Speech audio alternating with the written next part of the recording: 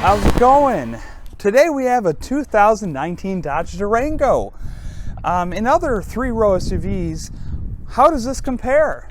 This is easily the oldest three-row SUV in its class, being that it came out in 2011 with much updates in 2013, including a revised interior as well as a brand new Pentastar V6 engine. You can bet because of this reason, you'll probably get some discounts at your local Dodge dealer. So, does this vehicle still have a lot of value to it? Should people still be putting it on their shopping list? Let's find out. We have a doozy of a snowstorm here in downtown Plymouth, Wisconsin, so let's put the Durango to the test. Don't try this at home, because we're gonna die. This Durango is equipped with all-wheel drive, so we have a fighting chance to stay out of the ditch. The Durango we have also has a 3.6-liter Pentastar V6, good for 293 horsepower and 260 pounds of torque with variable valve timing. It gets 19 miles a gallon city, it's 26 highway with 21 combined. This one has these lovely 20-inch blacked-out wheels. Let's take a look at the interior, shall we? Stepping into the 2019 Dodge Durango, you do have a sensor on the back of the handle. You go in and you will be greeted to a kind of dated interior, but definitely a decent one. Nothing that too many people are going to really complain about. This trim here does have cloth seats for the SXT, SXT Plus, and GT. If you go with the Citradel, it will give you leather heated seats as well as heated rear seats. This trim here, as I said before, is an SXT. So let's hop in. Inside, you have a 7-inch touchscreen. If you go to the upper trim levels, you will get an 8.4-inch touchscreen, of which you do have a push-button ignition. And as well, you actually see a 7-inch screen right on the front here, and that is actually an update they did for 2014. The screen does a number of different things. You use these rocker controls here to control that 7-inch screen. You'd go up and you got your messages. If you have any music, it tells you the availability of the auto stop start, of which this vehicle has. There is a way to disable the auto start stop, and I will go through that later. You got your trip computers, 3 different kind of trip computers. As you see, I'm averaging about 21.4 miles to the gallon and 1,700 miles of range. This screen's really nice. It tells you actively what you're at for average MPGs as well as what your range is. So this guy has a full tank. And then you also have your vehicle information such as tire pressures. And then of course you got either a speedometer, or if you go to the left, you can do an analog speedometer, of which you can still control this screen. Moving on, let's look at the steering wheel. You do have your cruise control right over here, and you got your hang up and talk buttons here for your phone as well as media interface. And on the back, if you can see, you got your volume up, down, select, as well as your track up and down select. I want to talk about the steering wheel's turning stock for a second. It's kind of in an old stock. I do complain it's too far away from the steering wheel. They probably did this because they wanted to put paddle shifters in those upper trims, and you wanted to have that room for there. Here's a feature of the Uconnect system that I feel is really handy. You don't have a lot of real estate on here, but you can customize the buttons. If I want to simply move the heating steering wheel, because I use the heated seats way more, I can simply use the screen like it was an iPad and hold and drag, and boom, now I got the heated seat control there. That is very innovative. Going on to media, you have your select sources, which is pretty easy to use. Mine's already connected to the Bluetooth, as you see. It doesn't have a rewind fast forward for Sirius XM radio. I know some competitions do give you that. As you saw right there, I accidentally touched the screen off button, which is nice if the screen is too distracting. This is only a 7-inch screen. I can't imagine that being so. And of course, you have your radio functions. You do have Apple CarPlay and Android Auto, which some competitors still don't get you, but this nice old Dodge gives you it. So bravo, Dodge. So let's go to the rest of the console here. You got a traditional T-handle shifter with P&RD, with the manual mode, with the manual going up for down and plus for up. This is really nice because if you are driving and you want to accelerate, your default motion is to be put back in the seat. So this would take you to up in gear, versus if you're braking, you're going to want to slow down, which is going to push you in front of gear. Thus, they have the plus and minus. Another great thing about this shifter is you can rest your handle on it really easily while resting your arm on the armrest. This is something I've enjoyed with my limited driving. They have actually updated this versus a dial shifter that they had before in previous generations. They have had some complaints about how people didn't like it and they rather would have had a traditional shifter. So Dodge did comply to that. If you have upper trims, you're going to have a dial here for your all-wheel drive system with two-speed transfer case. This one does not have that. It still does have all-wheel drive. Also to mention, you do have 2 USB outlets plus an aux outlet, as well as your regular DC outlet, which is stuck. Someone must have spilled something in this car. Maybe they don't want you to use it. Going to the glove box, you do have a damp glove box that is lined with felt, as well as the door materials are pretty good. This is soft touched all on the top here.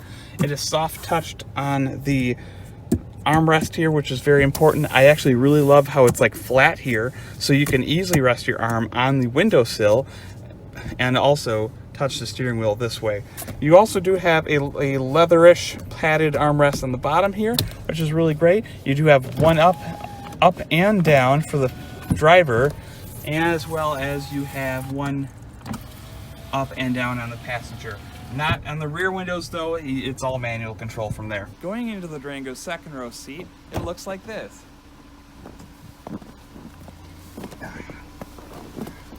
It's pretty comfortable. You do get 2 map pockets. It is of the cheaper mesh variety though. As you can see, it's winter, so I do have my de-icer here for emergency situations. However, as you can see, if you take it out, it does have this slag. That's the only disadvantage of the mesh variant. You do have 2 bag holders, which is really nice. So if you go grocery shopping, you just throw the bags there, you got yourself covered. As you see, I also have a Frisbee in the other one because I'm always hopeful that summer will come soon. The seat back here, comfort-wise, is really good. I mean, I got plenty of headroom. The feet space is pretty good. However, it does not slide backwards or forward like other competitions. I do have decent toe room, but the toe room could be better. As you see, I do have a center armrest here, and other trim models you will actually get an option of a 2 bucket seats. The materials back here are the same as the front. Nice soft touch leather there, as well as your faux leather armrests here with the up-down windows here. And you do have a nice grab handle for getting in and out of this taller vehicle. Going into the rear seats is pretty simple. You simply go on this latch here, this piece goes down, and also this red piece goes up, and then you have a nice entrance into the rear seats. Now this may be some troublesome to you if you are trying to have a child seat in place while going in the back seat. You would have to go with the 2-row bucket seat configuration. But if you're looking to have 3 across, as well as get in the back seat with a child seat in place, you might have to look elsewhere. With that said though, it is pretty easy. Let me knock some snow off my boots to get into this back seat. Let me move to where I'd be sitting back here. Move this armrest up front. And leg room is a little tight. However, I could be comfortable for short drives. The back seats are a little hard. The headroom though is decent because of the square profile, and they actually did carve out some space in the roof for your head. You actually get a slightly padded armrest here, which is better than some competition. You also get a cup holder. The only bad part of the back space here, as well as the second rows, is there's no USB cables or ports to plug in your phones. Sorry, driving the Durango is a pleasurable experience, even though you have the V6. The V6 is actually the slowest to accelerate in this class, which sounds really bad, but all vehicles in this class have a V6 engine except for the 4-cylinder Highlander. And because this guy is heavier than all the other vehicles, it does slow down a little bit on power. But still, power is good. Power is at 7.4 seconds. It's tied with the Highlander V6, tied with the Pathfinder V6. The only ones that are really quicker, or really going to be quicker, is going to be the Honda Pilot at like a little bit over 6 seconds, as well as the new Ford Explorer, which with that 2.3 liter engine. Right now I'm driving in the snow, and you know, it's a snowstorm.